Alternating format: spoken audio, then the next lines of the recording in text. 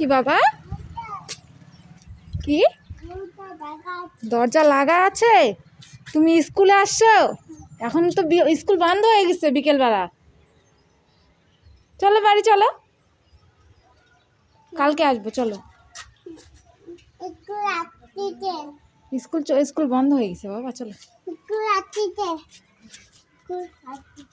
কালকে আসবো। চলো, এত দূর চলে আসতে হয়?